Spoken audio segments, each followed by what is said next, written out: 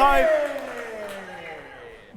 thank you for having me. I love being amongst the business tribe because let me tell you, where it gets real in Australia is in the engine rooms of businesses, small businesses all around.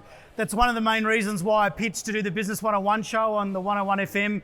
We did 73 episodes there, and I tell you, that's probably one of my most proudest achievements in a professional sense because business people are what makes this country run, and I just love being around you. So thank you for having me. I truly am thankful for being here. They normally say, don't ever thank your audience for having you. I love being here. Now, there's another reason why I love being here. If you go 16 minutes that way down Middle Road, 44 years ago, a little immigrant boy from Denmark with his parents, back when Middle Road was half dirt, half asphalt, moved into 354, which is right next to the servo on the roundabout at Crest Road. Everyone know it? That was my house, the brick house. My wife, Millie, Chadwick Drive, Jimboomba, out on the river. Good, hard-working Australian-Irish Catholic family, Australian-born, with 11 brothers and sisters. She was out there. I used to drive, follow her home to make sure she got home. There was no street lamps or anything out there. So I feel like I'm sort of coming home tonight. So I hope you'll allow me just to bask in that and go, I feel like I'm talking to my people. Are you my people? Yes. I'm not sure you're convinced. No? Okay, it's totally fine. Okay, let's talk about it. I'll get my people to call your people. But I tell you what, hardworking people and business owners, we know one thing, don't we? And that is that every time we open the door, we go on social media, we talk to our staff, we have to bring the value. Am I right? Value is the key to having a business that really just kicks on. Why is it that you special people are sitting in this room tonight? It's because you've been nominated by the very people you actually put your heart and soul into serving, your customers. So congratulations. The 100 people in this room, you're all excellent. Well done. Seriously. I've been asked tonight to also share some of why and how I got to be successful. I don't normally talk about my own success, and I'll tell you why. Success is very, very personal. What may be successful to me may not be successful to you. And what may be successful to you, you might have a different opinion of success. One thing I see done so often in the business world is we feel this pressure to really rely on bullshit metrics. We really feel the pressure to build the followers, build the likes on our social channels. One thing I have never worried about is building likes and followers on my social channel. One, because I can't believe why anyone would want to follow me. And two, because I saw very early on that the people that had 100,000 followers really weren't bringing any value to the table. When I really assessed the journey that I've been on with Millie over the last 25 years, it got back to what value do we bring to our customers. The other thing I've learnt, I've spoken to millionaires and billionaires all around the world. I've had that privilege. You know what the most common thing is amongst all of them? Everybody suffers from imposter syndrome. Did you know that? How many people hates the idea of standing up the front talking to you tonight? How many people just wouldn't do it? How many people would love to do it? Yeah, there's my extroverts. There we go. So from talking to all the people around the world, all in business, and going, everyone sort of has the same humanity, the biggest thing that I learned that set me free from that was the Dale Carnegie theory. Anyone read that great book by Dale Carnegie, How to Win Friends and Influence People? If you haven't, get online and buy it this weekend. It is a masterclass in how you should be running your relationships and your business.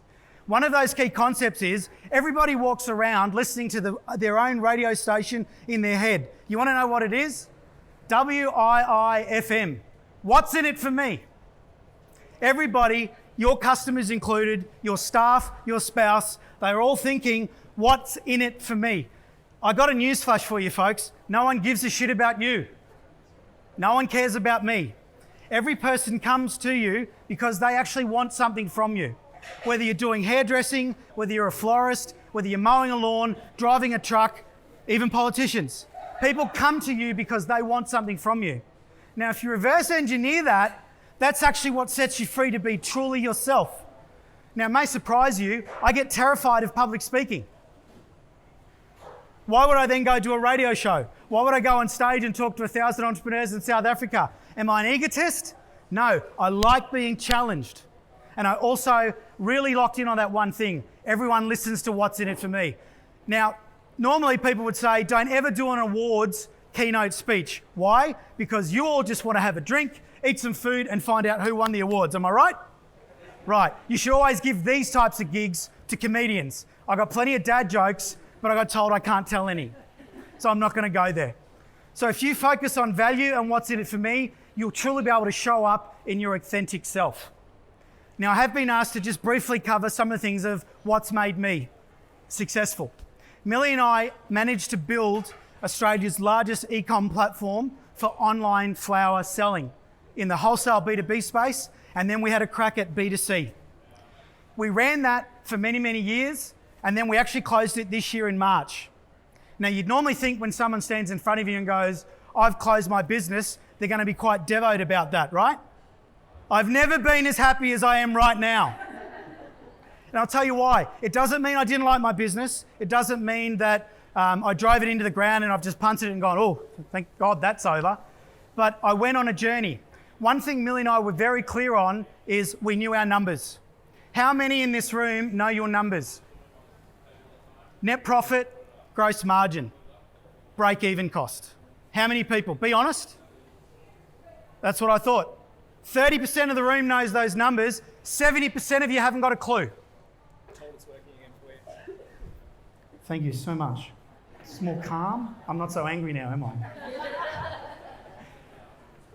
Now, everything I say to you, you need to know. Everything I say to you, you need to know. It was a nice try. Everything I tell you is from a place of positive intent because I feel like I'm your servant in the business world. The one reason why I could make a decision to close my business is because I knew my numbers. And when the numbers don't support your dream anymore, guess what? It's time to have a good hard look at yourself and go, mate, it's just not working anymore. You need to make a change. Do I look unhappy? You've been watching me all night. What do you reckon? No, I look all right, don't I? I've looked pretty happy? Yeah. Yeah, you do look happy. Well done. So how does this relate to you? If you show up every day, you open your businesses, you deal with your staff and your customers, if you stay authentic and you present value every single day, if you embrace that people are coming to take something from you, not in a nefarious way, but they come for their own reasons to actually you're providing them with something, then you're actually halfway to success. The only other bit of success that you need to do, and you may be missing or you may be smashing it right now, is you actually need courage to show up. Now, the one thing that I learned, I'm almost 50. So when I look back at my 30 years in business, I go, this is the fundamental thing that I could put my hat on as to why I was a success in my own opinion of what I did. It's the door concept. How many people have got a front door on their house? On their business, right? We've all got doors. Next time you walk through your door, I want you just to stop and look at it. And I want you to look at the door and I want you to think, what's behind this door? If you're going home, you know what's there. The kids, the dog, the mess, the spouse, your sanctuary, whatever that is for you. But the concept translates to every opportunity you're given in life. Now, if I look at my life and I look at doors, the doors in life start when I get offered to go and be a nanny in Italy when I was 18. If I hadn't taken that door and walked through it, then I never would have chased my girlfriend, now wife, to Italy and spent 6 months of the best foundational time in my life. We came back and we got married. If I hadn't been so attuned to just being curious and opening doors, I never would have been able to solve problems.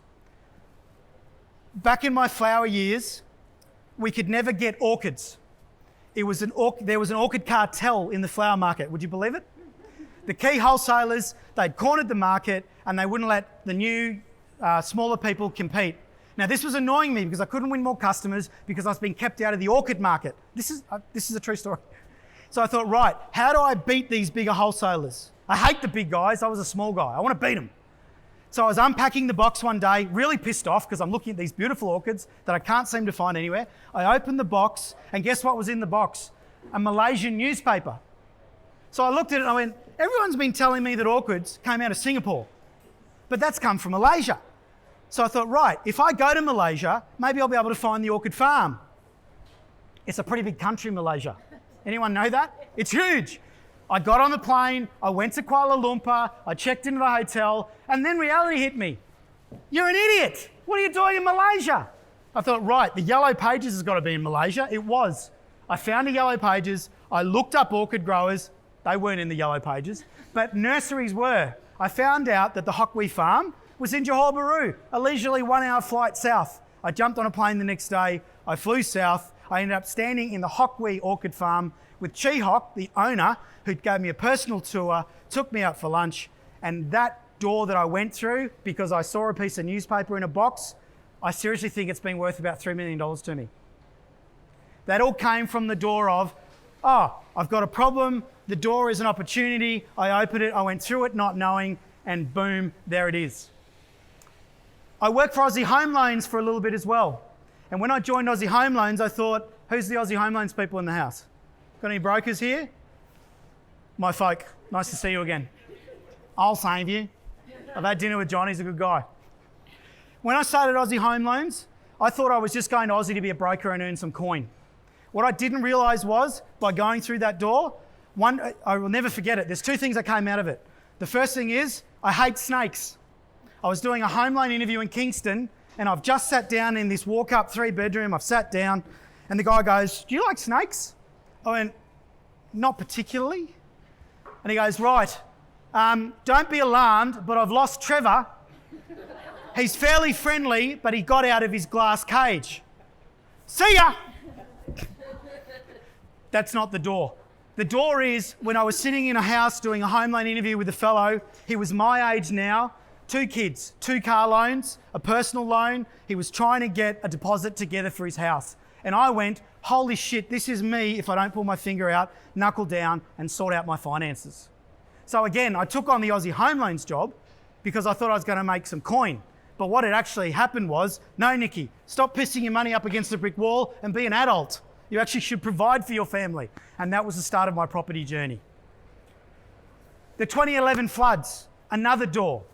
A lot of tragedy for a lot of people. I actually think that's why I got some of my health issues out of the 2011 flood. But getting through it, no problem. We managed to re-establish. We ended up in the back of a butcher shop at Arndale Shopping Centre at Springwood. Now, to operate there, we had to use car parks for where we would place the orders at night. So we had to wait till everyone cleared out. We used to be a 5 o'clock a.m. business in the morning. We switched to 7 o'clock at night.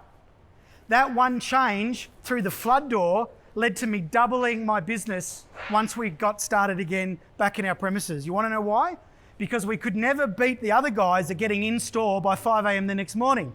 But guess what? When you're not selling same day and you sell the night before, you can actually work throughout the night, pack all the orders, send all the vans out at 2 o'clock. Thanks for coming. Again, the floods, I think, made me probably another 2 to 3 mil. It's not what it made me that's important. Are you getting the point that I'm trying to get to? If you simply open the door on the opportunities that are presented to you, then you will do very, very well. How many people are fearless? Yeah, my extroverts again. Sometimes you just have to go, you know what? What's the worst thing that could happen? You'll end up getting married. You'll end up learning that you've got to invest. You'll end up meeting Trevor, the very friendly constrictor. Have the courage to walk through doors. Tonight's an awards night and it's a celebration. And I'm not here to be a Debbie Downer. But the door that taught me a lot was shutting down my business. You would think that trying to make the decision when the economy is pretty average, and when you're trying to make that decision, you would go, I'm going to be very upset. What's going to happen to me when I close it? Well, we knew our numbers. We knew we'd lost the love for our customers. I became lazy. That's the valley of death when you become lazy. I was showing up. I was doing everything like a puppeteer, and then I was going home. I was so bored. And I didn't look after my customers very well at all. Now, there is one of my customers in the room tonight, so she can attest to that. So we decided the numbers don't support us staying around. If the number hits this in January, we're done. Guess what? The number was 50% worse in January, so it made it very simple for me. This doesn't serve me anymore. We're out. Now, what's the point of why I share that with you? The point is, as business owners, I think we feel like we're stuck in something. Now, I'm not talking to the people that are absolutely slaying it right now. Good on you. Keep slaying it. I will cheer you the whole way. I hope you stay in it for the next 40 years and do what you love. But there's going to be a big section of businesses in the middle, I guess about 30%, that aren't going to be here in 12 to 24 months. That's my pick. I hope I'm wrong. So I want you to know that you actually get to choose to be a business owner. I've been told my whole life, find something you're good at and do it till you die. I think it's because of my age. But as a business owner, you get to choose whether you show up your best self every day to look after your clients. How many people feel like they've got a choice being a business owner? How many people feel like they've got no choice being a business owner? You've got mortgage, you've got lease, you've got staff. The whole room's in thought, no one's interacting with me at all. That's good, it means you're thinking, I don't mind that. So, guess what? The best thing I can leave you with is this. Would you guys all say that fighter pilots are actually pretty good at what they do? Yeah? They're the most highly skilled of people that we put in charge of multi-billion-dollar aircraft. Every fighter aircraft has an eject button, correct? Or a ripcord or whatever they call it. Well, guess what? If the absolute best of the best has the option to eject when they know they're going to hit the ground, are they smart in doing it? Yes, because the purpose of the eject button is to preserve life so that the pilot can walk away and go, shit, I won't do that again. Right, let's go get another one. Thanks, Sam. I'm going again. Look, being a business owner is challenging. It's incredibly rewarding. I owe everything in my life to the businesses that I've worked in. I think I owe it to the wonderful wife that I have in my corner, because how much easier is it when you've got somebody else to cry with, someone else to talk to, someone else to celebrate with. And if you're fortunate enough to have that, congratulations. If you're not, I hope that you find that as well. So I had 20 minutes with you tonight, and when I sat down to think about what I wanted to talk with you about, that's what I came up with. It took me 8 hours to come up with that, and the reason being is there's about 75 other things that I went off on tangents to try and give you to pump your tyres up. Because I want to leave you with, I want you to feel energized tonight. I want you to celebrate that you're in a room of 100 people that are absolutely the dead set best in the region. Would you agree? Yeah. How good is Flagstone business? How good is it? So enjoy your night. I'll see you at the awards.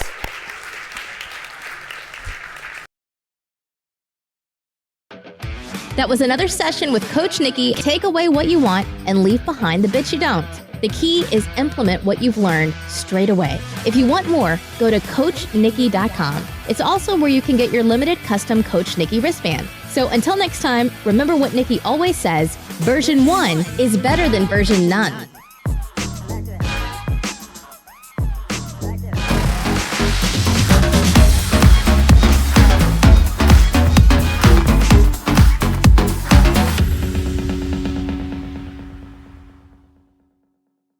The following business program is general in nature and designed as entertainment. It should not be considered advice. You should seek your own independent legal and financial advice before making any decisions about what's right for you. Coach Nicki is a business coach, and any recommendations made during the show should be considered as points of reference only. You are responsible for yourself and your decisions.